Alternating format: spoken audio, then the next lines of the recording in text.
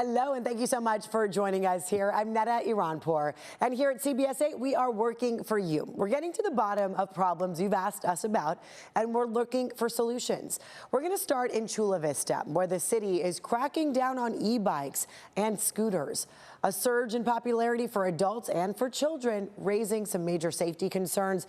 Now Chula Vista is taking action. CBS 8's Brian White is working for you and shows us the new rules that were just approved.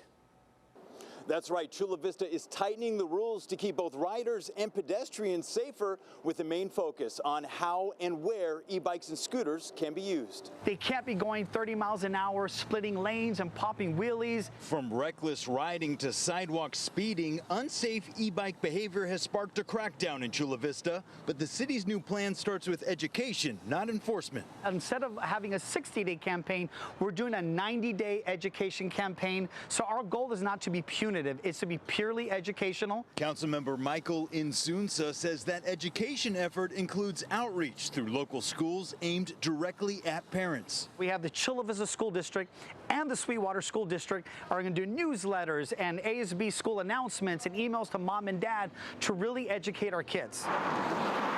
Key rules include no riders under 12 on electric bikes, no one under 18 can have passengers, and no e-bikes or scooters on sidewalks in business districts or near schools. The ones we're really concerned about is the class 3 that goes over 20 miles an hour.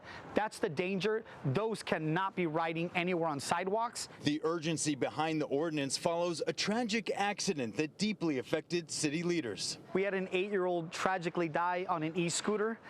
It pulled at the heartstrings of the mayor and the whole council and our whole community. But not everyone agrees with the stricter approach. The restrictions can definitely go too far. We don't want to regulate e-bikes out of existence or put such stringent regulations on them that they discourage use. Ian Hembry with the San Diego County Bicycle Coalition says a lack of safe infrastructure forces kids onto sidewalks, and better bike lanes could solve more than rules alone. The better approach, rather than regulation, is to provide better infrastructure, like this beautiful cycle track on J Street that allows bikes their own space, separated from motor vehicle traffic. Fines for violations can reach up to $250, and in serious cases, police may confiscate bikes. But for now, the focus is education first.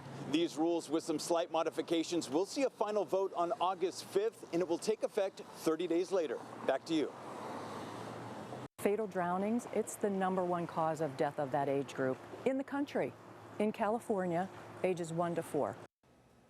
Fatal drownings. More than 5 million above-ground pools sold as far back as 2002 are now being recalled after a series of drownings. Look at those pools. CBS 8's Shannon Handy working for you and has the details, along with why experts say this is a tragic reminder of the importance of pool safety. The recall has to do with above-ground pools that have a strap on the outside kids use to climb in. I spoke with a safety expert who says regardless of it being an above-ground or in-ground pool, kids will find all sorts of ways to access them, so added security measures are key.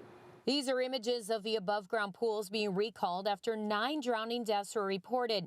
Manufactured by Best Way, Intex Recreation, and Poly Group, over 5.2 million of them were sold across the United States and Canada by major retailers as far back as 2002.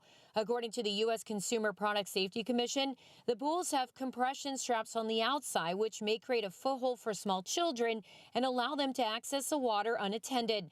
It's believed all 9 deaths occurred in the U.S. between 2007 and 2022, involving kids between the ages of 22 months and 3 years old. Drowning is not like other injuries. You have just minutes before a drowning can become fatal. Marianne Downing is with the Prevent Drowning Foundation of San Diego. Drowning is the #1 cause of death for kids 1 to 4, and she's made it her mission to change that. There were 23 children ages 1 to 4 who died from drowning in the last 8 years in San Diego, but hundreds have been in the hospital, emergency room and hospitalization. So drownings are happening. I asked her to share some top safety tips. For starters, she says put at least one barrier between a child and the pool, such as a fence, cover, or alarm.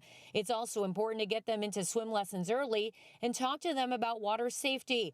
Finally, always ensure an adult is watching when kids are in or near water. That goes without saying, but it turns out that more kids drown when it's not swim time than when it's time to be in the swimming pool, because they sneak out the door. That's why the barriers are so important. The Prevent Drowning Foundation of San Diego provides free resources, including group swim lessons. As for the recall, all of the pools are 48 inches or taller and can be identified by brand and model names listed on both the CPSC and Health Canada's recall notices. If you have one, contact the manufacturer to receive a free repair kit. We have all the information you need on our website, cbs8.com. Working for you, Shanna Handy, CBS 8. Important messages there about kids near pools. The San Diego City Council finalizing new rules on accessory dwelling units. This has been a big talker in town. That includes caps on the number of ADUs on single-family lots, plus fire safety and parking requirements. Supporters of the regulations say some ADU complexes are just too big, and there needs to be more care in city development. Now, critics argue we need more housing here. We do have an update to a story that we've been following all month long. San Diego police continue their crackdown on overnight RV parking in beach areas. CBS 8's Richard Allen working for you on this story and shows us the progress that's been made and why some locals we spoke with say it's still not coming fast enough.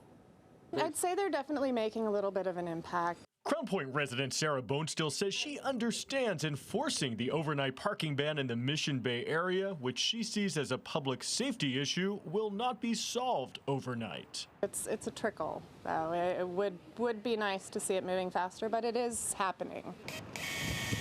Shortly before the July 4th holiday, San Diego police announced a crackdown, promising to write more citations to those staying in their vehicles overnight in the beach areas. We checked out some of those areas, including Ski Beach, where a large number of RVs were parked, as well as Mission Bay Drive, which on Wednesday had noticeably fewer numbers of RVs parked along the street than what we saw here at the same location 3 weeks earlier.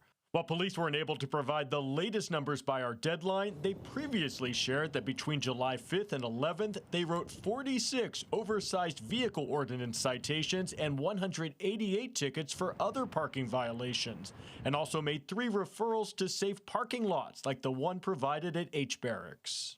I know that the police are working really hard to kind of get the numbers up and to get them moving along in there. The numbers are just going up so slowly. A class action lawsuit settlement reached in February 2024 had prevented the city from enforcing the ban on sleeping overnight in a vehicle unless the city offered an alternative. Since then, 5 safe parking lots, including 2 for RVs, have been set up. There's days that it just gets pretty crowded, and then some other days it's halfway full. Fred Soto says he stays out along Mission Bay Drive in his vehicle a couple nights a week. He says he understands why many are unwilling to use safe parking lots instead. Usually the people that stay out here, they just want to be out here. They want to be out on the beach. Soto says even though he's been doing this on and off for years now, he's managed to never get a ticket because he moves out for the few hours from 2 a.m. to 6 a.m. when the overnight parking ban is enforced. So I move out, and then I'll come back after a couple hours. I just go up the street over here. In the meantime, community members like Sarah Bonestill are anxious to see more enforcement lead to more noticeable results. I think it's important to keep the pressure on. And that was Richard Allen reporting there. Residents who want to report violations to the city are encouraged to do so through the City of San Diego's Get It Done app. Up next, a popular Pacific Beach restaurant getting a new owner, but its future is what has the community really fired up. The controversial plans and what the longtime owner has to say about all of this. Plus, a potential new tool for people living in the middle of the sewage crisis along our border. How this will help anyone thinking about visiting any San Diego beach.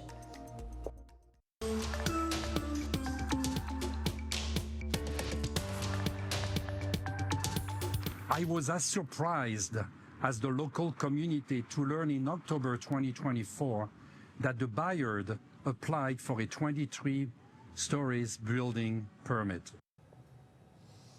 Yeah, the owner saying right there that he didn't know what was coming. The owner of this popular Pacific Beach restaurant makes a public plea for support, saying his decision to sell his business has led to a business boycott. We're talking about the French Gourmet, very well known here in town in PB, set to close to make way for a proposed 23-story development that's not sitting well with people in the community who are against that development.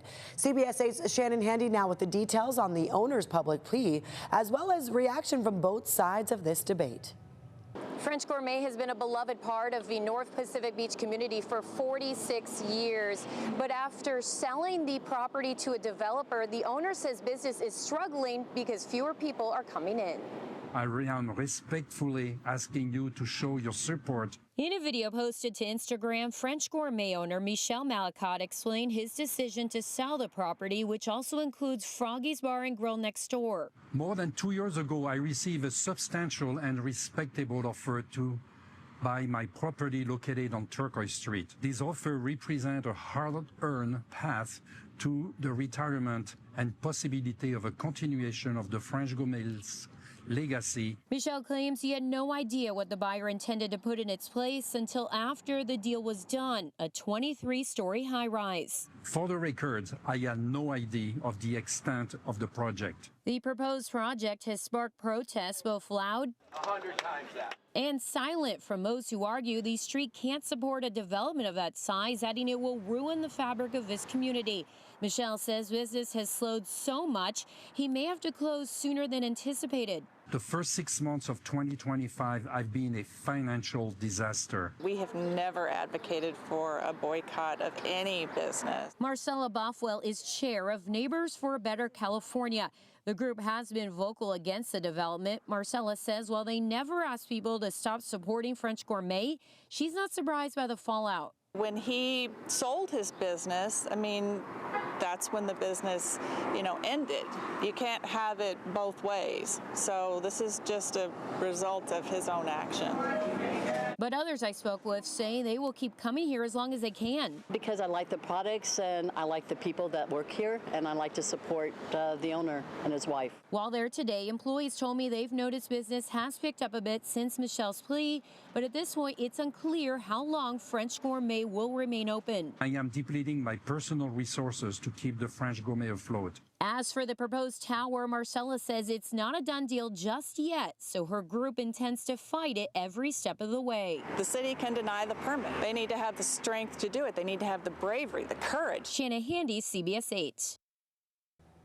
And now turning to this here, Scripps Institution of Oceanography has this new tool that predicts sewage contamination at South Bay beaches up to 5 days in advance. This could come in handy if you're planning a trip. It's called the Pathogen Forecast Model, and it covers Imperial Beach, Coronado, but then other coastlines that are impacted by the cross-border sewage flows from Mexico.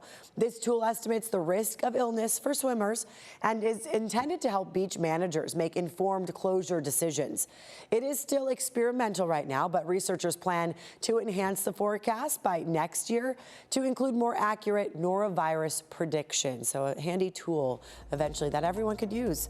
Still ahead here, the work dogs are doing to help children and how you can help bring a therapy dog program here to San Diego.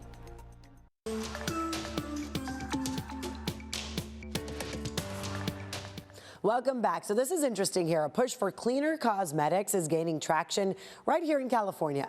The Senate Judiciary Committee unanimously voted to ban the sale of personal care items that contain plastic glitter. Yeah, glitter. CBS 8's Alex Lai explains what products might be impacted. Plastic glitter is small, shiny, and in many cosmetic products from eyeshadow to nail polish. If this bill passes, your favorite sparkly products may have to change in a few years. Much of that sparkle is made with the microplastics. For example, nail polish. Cosmetic chemist Kelly Dobos breaks down the science behind it. Plastic glitters are made with sheets of polyethylene terephthalate. That's the plastic aspect of it. And then they're coated with a thin layer of aluminum, and that helps give you that real high sparkle and shine. Glitter doesn't break down easily in the environment. And studies from the National Library of Medicine and the New England Journal of Medicine suggest potential links to cardiovascular and neurological problems, although direct evidence in humans is limited. The first in the nation bill would apply to products with plastic glitter that are left on, including lotions and makeup. It would also extend to cleaners and detergents that contain microbeads. I think there are, alternatives out there. One option is mica, a shimmery mineral used in many products. It is a mined mineral that has to be ground, so you can't really get those large glitter-sized pieces with natural mica that you would with the plastics. There's also synthetic mica, which Dobo says is bigger in particle size and a closer alternative. Still, she says plastic glitter is tough to replace in solvent-based formulas, such as nail polish. It's really hard to replace that plastic glitter because it can hold up to those solvents and it won't dissolve or degrade. Dobo says the industry has been working for around 15 years to develop replacements. We want to prove that it has that shelf life stability before we go out and put it into the market. So that will take some time, but I know that, behind the scenes, we are working on it as an industry. The bill is now before the Senate Appropriations Committee. If passed, manufacturers and retailers could face fines up to $2,500 per day for each violation, starting in 2029. Alex Lai, CBS 8. So we have some time to find alternatives. Okay. Uber is rolling out a pilot program in some cities to give women more control over who they ride with. Under the program, women passengers will be able to pick female drivers and vice versa. Drivers can pick the gender of their passengers. The feature was first launched in Saudi Arabia in 2019 and has since expanded to 40 countries, including Mexico and Canada. This program is set to roll out in the next few weeks, first in Los Angeles, San Francisco, and Detroit. And then the program will not be available here in San Diego, but Uber does say that it hopes to learn from the pilot programs and expand to more cities. We asked you to open your hearts and your wallets, and you did both. Last summer, we partnered with Rady Children's Hospital for a Working for Kids Giveathon, raising money so the hospital can start its own resident canine therapy program. When it comes to kids, dogs are medical magic. They can help a sick child through the toughest of times. So again, this year, we're holding this great event. But first, we want to show you how your donation is being spent and how close we are to making this program a reality. Here's CBS 8's Abby Black. That means because you are watching and you want to make a difference. Thanks to the support of the first CBS 8 Working for Kids Giveathon. Let's make it happen at Rady Children's Hospital. We now have the funding that we need to start with our first resident canine therapy team. We're in the hiring process now, and we're looking forward to them getting started here very soon. Hold. Let's go. Come here. Oh, you're doing great, mister. Your donated money has been hard at work. Theo, sit. Laying the foundation for this first of its kind program. Hold. Programs like this are never covered by insurance. It takes the community coming together and deciding that we need a program like this to be able to start and sustain an important program that will really help our kids. Good boy. Nice. But to fully launch the Rady Children's Resident Canine Therapy Program, they need 3 facility dogs. There's a lot of fundraising that we need to be able to do so that we can expand this program to benefit kids across our campus. Your CBS 8 Giveathon donation covers the real cost, feeding and caring for 3 full-time facility dogs, plus paying the child life specialist. Thank you for telling me. Who will work and live with these doctors. Teo is going to breathe through a mask. The 3 resident canines will be assigned to specific units, surgical rehab, the medical floor, and the ICU to help during difficult conversations. They are helping our patients from rehab walk for the first time after having a major surgery or taking medication, and they're having a difficult time learning how to. Watching the dog be able to do it first and then them try is going to help us be able to achieve these interventions way quicker and hopefully get the patients home faster. And now I'm concentrating on the dog and my movements. Since last year's CBS 8 Giveathon, Rady Children's chose facility dogs from Canine Companions in Oceanside. Instead of the actual physical therapist telling you what to do, Mr. Teo here gets to choose the task that you get to do, and it makes it more fun doing it for him. Medical studies show that these facility dogs lower anxiety and depression. They're not just visitors, they're part of the medical team, where each dog could treat 4 to 5 patients a day. They are going to be about hour-plus interventions. Shake. Good boy. And then they also need breaks in between going outside, using the restroom, and also downtime because they are a working dog. Now it's up to you. Good boy. To bring these 4-legged healers to these hospital halls. Thank you so much to our CBS 8 community for supporting our program here at Rady Children's. This means the world to us, and it's going to make a true difference. Even though that you may not be able to see what's happening inside the walls, hopefully you are able to see the effects outside of the walls. Working for kids, Abby Black, CBS 8. Good boy. Oh, such a good boy. Yes, medical magic right there. Join us for CBS 8 and Rady Children's Giveathon next month. It'll be August 26th to bring canine comfort to young patients. You can also donate by going online to radyfoundation.org/CBS8 or see the bottom of your screen right there. Scan that QR code right now on your screen and you can find ways to help out. That is going to do it for us here on CBS 8. Remember, if there's something you want us to look into, please email us. Here's the email working for you at cbs8.com. We'd love to hear from you. Have a wonderful day, everybody.